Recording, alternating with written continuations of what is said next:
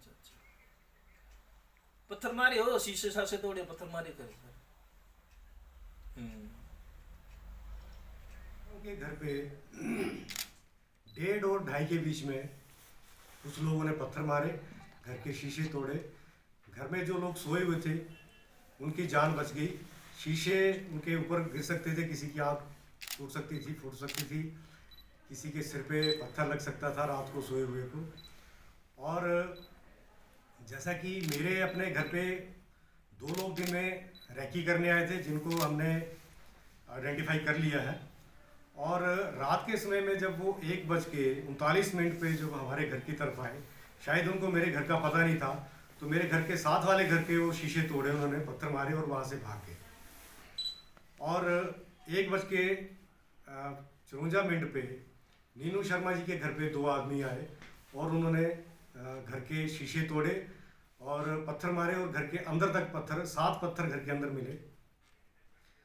और जब इन्होंने मुझे फ़ोन किया कि ऐसे ऐसे हमारे घर पे पत्थर मारे हैं और शीशे टूटे हैं, अभी लगी किसी को नहीं है, तो फिर मैंने इनको बताया कि श्यामनगर भी हमारे साथ ऐसा हुआ है।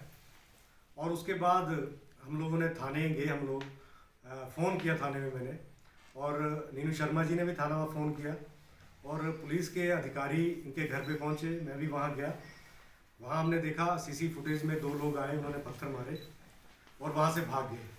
उसके बाद पुलिस वाले मेरे साथ हमारे घर पे गए, जो जिनके शीशे टूटे थे पड़ोसियों के, उनके घर पे जाके देखा, अंदर दरवाज़ा खोल के देखा तो वहाँ पे पत्थर अंदर पड़े हुए थे। और हमने एक चीज़ देखी कि जो पत्थर थे वो भी एक ही जगह से उठा के किसी ने इकट्ठे उठाए थे और दोनों लोकेशन पे वो मारे गए।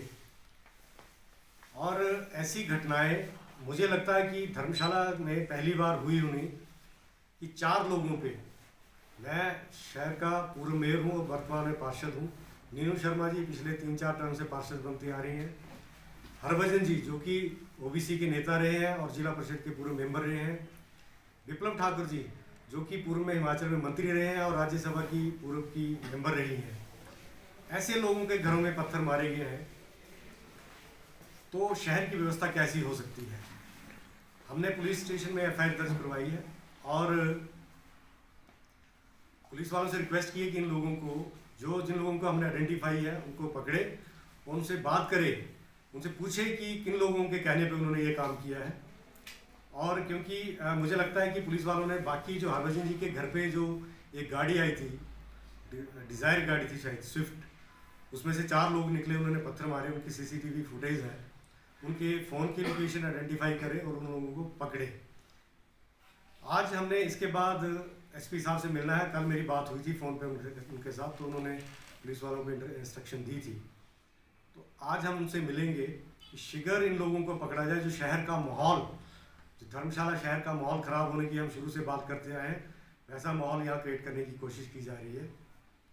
शीघ्र इन लोगों को पकड़ा जाए ताकि फ्यूचर में धर्मशाला के लोग दहशत में ना रहें। मैं देख रहा था कि जैसे घर पे पत्थर पड़े तो घर में जो छोटे बच्चे थे, जो महिलाएं थी हमारे घर में, बिल्कुल सहमी हुई थी। नीनू शर्मा जी के घर में पड़े, इनका बेटा वहाँ सोया था, ये खुद सोए थे, ये बड़ी दहशत में लग रहे थे। लेकिन आपके चैनल के माध्यम से, आपके कैमरे की तरफ से तो देख कर मैं कह रहा हूँ कि जो लोग इसको सुन रहे हैं और जो लोग इसमें इन्वॉल्व थे, उनके लिए मैं संदेश देना चाह रहा हूँ, ऐसी चीज़ों से घबराने वाला मैं नहीं हूँ। हम लोग कर्मयोगी और दोनों तरफ से क्षत्रिय हैं, काम की तरफ से भी और वैसे भी, तो ऐसा ना सोचें कि ऐसी हरकतों से हम डर जाएंगे। और ये नया ज़माना है, इसमें आजकल हर चीज़ का पता लगता है। शहर का माहौल ख़राब करने की कोशिश कोई ना करे, नहीं तो कानून के तहत जो भी कार्रवाई होगी उनके साथ की जाएगी। ये लोग, हम लोग पुलिस पे, प्रशासन से अब बात करके उनको सज़ा अवश्य दिलवाएंगे और भविष्य में कोई भी किसी के कहने में आके या कोई ऐसी घटना करने की कोशिश ना करे। ये मैं आपके चैनल के माध्यम से जो लोग इसमें शामिल थे उनको भी, और जो लोग इसके पीछे हो सकते हैं उनको भी मैं ये कहना चाह रहा हूँ। देखिए कितने बजे का समय था जब ये घटना को अंजाम दिया गया? देखिए मेरे घर के पास तो 1:39 पे थी, नीनू शर्मा जी के घर पे 1:54 पे थी 54, और हरभजन जी के घर पे 2 बजे थी। और क्योंकि विप्लव ठाकुर जी के घर में कैमरा नहीं था, बाहर उनके लगा था, तो उनको तो सुबह ही पता चला। तो हम ये कह सकते हैं कि ये जो टीमें निकली थी एक ही जगह से, एक ही समय पर निकली हैं, और पूरी सोची समझी इनकी साजिश थी। और 1:39 से 2:30 बजे तक की कार्रवाई। जो आइडेंटिफाई हुए हैं वो जानते हैं कौन है वो? देखिए, उसके बारे में हमने पुलिस को सीसीटीवी फुटेज दे दी है, उनकी क्लियर पिक्चर आई हुई है। जिन लोगों ने मेरे घर की रैकी की है उनकी क्लियर फ़ोटो आई हुई है, उनके बारे में पुलिस को बता दिया गया है। और उनकी फ़ोन की लोकेशन के बारे में हमने रिक्वेस्ट की है कि उनकी आइडेंटिफाई करें। कौन है वो लोग, कोई नाम वगैरह? ये मैं समझता हूँ कि पुलिस अगर इसमें बताए तो ज़्यादा बेहतर होगा, क्योंकि उनकी हमने फ़ोटो उनको बता दी गई है, वो ढूंढेंगे कौन कौन होते हैं इसमें। जग्गी जी, टिकट आवंटन से पहले भी जैसे कि आपके पोस्टर के साथ तो कालिंग वगैरह लगाई गई थी, बिल्कुल। तो इस तरह से अभी ये हरकत हुई है, तो आपको किसी पे देखिए, मैं पहले से ही कह रहा हूँ, ये सिद्धांतों की लड़ाई है, विचारों की लड़ाई है। और हम लोग जिस विचारधारा से चले थे और जो धर्मशाला की बात कर रहे थे, आज भी उसी बात पे स्टैंड कर रहे हैं। जिन लोगों ने पोस्टर और वॉल राइटिंग के साथ छेड़छाड़ की थी, हो सकता है कि ये लोग भी वही हों जिन्होंने ये काम किया है, लेकिन ये देखना पुलिस का काम है।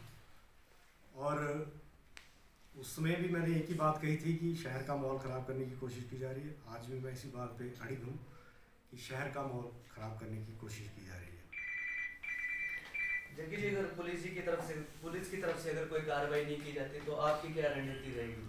देखिए, पुलिस के ऊपर दबाव बनाया जाएगा और सीसी फुटेज हमारे पास है, कोर्ट का दरवाज़ा खटकाया जाएगा अगर पुलिस इस पर कार्रवाई नहीं करती है। लेकिन मुझे लगता है कि पुलिस को इसमें कुछ एडवांटेज मिली है। उन्होंने सीसीटीवी फुटेज देख के कुछ लोगों को आइडेंटिफाई करेंगे और इस पर कार्रवाई करेंगे। अगर वो कार्रवाई नहीं करते हैं तो आगे की रणनीति जो होगी वो हम अपने जो हमारे लॉयर होंगे उनसे बात करके आगे की कार्रवाई करेंगे। सर, किस तरह देखते हैं नगर निगम के पार्षद के साथ जो है इस तरह की घटना हुई, आप क्या कहेंगे? हाल में ही पूरी हिमाचल विधानसभा का जो चुनाव हुआ है पूरा शांतिपूर्वक हुआ है। और जो ये कल घटना हमें रात को हमारे एक्स मेयर साहब का फ़ोन आया कि शहर में ऐसा हो रहा है, तो मैंने उसी टाइम ही इनसे बात की और सभी जहाँ जहाँ पर ये घटना हुई उनसे सबसे बात की। तो हमारे लिए तो शर्म की बात है कि हम एक तरफ से स्मार्ट सिटी के बनाने के उसमें पड़े हुए और दूसरी तरफ हमारी स्मार्ट सिटी और धर्मशाला के शांति लोगों के साथ अगर ऐसा होता है तो बहुत निंदा की बात है। पूरी हिमाचल में बहुत अच्छे चुनाव हुए, शांतिपूर्वक हुए हैं और यहाँ पर जैसे ही चुनाव खत्म हुए, चाहे रिजल्ट निकला, तो ऐसी घटना होगी तो हम इसकी बहुत निंदा करते हैं। और मैं चाहता हूँ कि इसका जो प्रशासन है वो इसको अच्छी तरह से इसकी छानबीन करे और जिसने ये गलत काम किया है उनको सज़ा मिलना चाहिए और आगे से ऐसा कोई ना करे, क्योंकि हम एक बहुत ही देवभूमि के में रहने वाले लोग हैं। मेरी यही रिक्वेस्ट रहेगी कि जो यहाँ पर गलत करता है, सरकारें आती जाती रहती हैं, इलेक्शन आते जाते रहते हैं, जीतना हारना चला रहता है, लेकिन ऐसे जो छोटे काम है ये आदमी को कभी भी नहीं करना चाहिए। तो आप मानते हैं ये राजनीति से प्रेरित है ये हमला? हाँ, कुछ हद तक ऐसा है कि राजनीति से प्रेरित ही है। किस पे शक है आपको? इस शक तो अब पुलिस देखेगी। हमें तो ये ऐसा है कि हमें तो जैसे ही पता चला तो हम तो अपने शहर के लिए आधी रात को भी खड़े होंगे और आगे भी ऐसा अगर होता तो हम सब मिलकर इसका विरोध भी करेंगे और इसके पीछे भी हम चलेंगे जी। बतौर मेयर आप इस घटना को लेकर आगे की क्या कार्रवाई करने के लिए? सबसे पहले तो हम इन्होंने पुलिस से अभी बात भी की, अपनी रिपोर्ट भी लिखाई है। इस पर पुलिस जो है वो छानबीन भी कर रही है। अगर पुलिस नहीं करती तो फिर हमें कुछ करना पड़ेगा इसके लिए, क्योंकि हमारा शहर है और नगर निगम में हम सब बैठे हुए हैं, तो ये हमारा दायित्व बनता है जी। घटना को 15 घंटे हो गए हैं और सीसीटीवी फुटेज भी है, तो अभी तक तो एक आध अरेस्ट हो जानी चाहिए थी। ऐसा है, पुलिस अपना काम कर रही है और हमें जो पुलिस पर विश्वास है, सहयोग कर रही पुलिस हमारा। सीसीटीवी फुटेज को जो हमारे घर में कैमरे लगे हैं वहाँ से हम लोगों ने उनको उपलब्ध करवाया है। नीनू शर्मा जी के घर पे लगे हैं उनसे, हरभजन जी के घर पे लगे हैं उनके वहाँ से उपलब्ध कराया है। और उसकी वो छानबीन कर रहे हैं और मुझे लगता है कि जल्द ही इनके ऊपर कार्रवाई होनी चाहिए।